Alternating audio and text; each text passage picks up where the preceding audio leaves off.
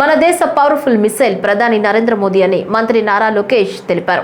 గుంటూరులో నిర్వహించిన స్వాతంత్ర వేడుకల్లో మంత్రి లోకేష్ పాల్గొని జాతీయ పతాకాన్ని ఆవిష్కరించారు. ఈ సందర్భంగా ఆయన మాట్లాడుతూ వైకాపా 5 ఏళ్ల చీకటి పాలనలో రాష్ట్రం 30 ఏళ్లు వెనక్కి వెళ్లిందన్నారు. డబుల్ ఇంజిన్ సర్కార్తో విజయవంతంగా ముందుకెళ్తున్నామని తెలిపారు.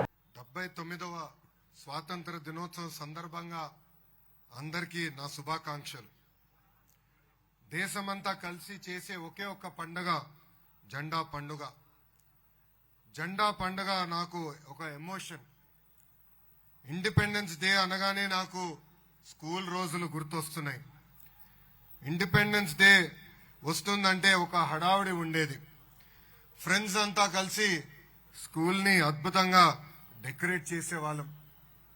స్కూల్లో పెట్టే కాంపిటీషన్ల కోసం స్వాతంత్ర సమరయోధుల గురించి, వాళ్ళ చరిత్ర గురించి తెలుసుకునే వాళ్ళం. గుంటూరు జిల్లాలో జరుగుతున్న ఈ వేదికలో పాల్గొనడం ప్రజలు నాకు ఇచ్చిన వరం. మన జిల్లాలో ఉన్న పెదనందిపాటులో సహాయ నిరాకరణ ఉద్యమం జరిగింది. సైమన్ కమిషన్ కు వ్యతిరేకంగా గుంటూరు తెనాలిలో పోరాటాలు జరిగినాయి. క్విట్ ఇండియా మూవ్మెంట్ లో పాల్గొన్న తెనాలికి చెందిన 7 ప్రాణ త్యాగాలు కూడా చేశారు. మన జిల్లాకు చెందిన దుగ్గిరాల గోపాలకృష్ణ గారు, కనగంటి హనుమంత్ గారు, పర్వతనేని వీరే చౌదరి గారు, తమనంపల్లి అమృతరావు గారు లాంటి ఎంతో మంది దేశభక్తులు స్వాతంత్రం ఉద్యమంలో పాల్గొన్నారు. పాకిస్తాన్ ఉగ్రవాదులు పెహల్గాములో దాడి చేసి 26 మంది అమాయకుల్ని చంపేస్తాం మనందరం చూశాం. గతం ప్రభుత్వం లాగా మనం కళ్ళంట నీళ్లు పెట్టుకుని ఇతర దేశాలకు వెళ్ళలేదు. మన దేశంలో ఒక పవర్ఫుల్ మిసైల్ ఉంది.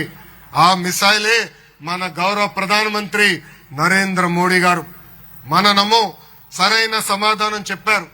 ఆపరేషన్ సింధూర్ తో మన పవర్ ఏంటో ప్రపంచానికి తెలియజేశారు. 2019 నుంచి 24 వరకు ఆంధ్రప్రదేశ్ లో చీకటి రోజులు చూశాం. గత ప్రభుత్వం 5 ఏళ్లలో 10 లక్షల కోట్ల అప్పు చేసింది. రాష్ట్రాన్ని 30 ఏళ్లు వెనక్కి నెట్టేశారు. గత ప్రభుత్వ హయాంలో అభివృద్ధికి అడ్రస్ లేకుండా పోయింది.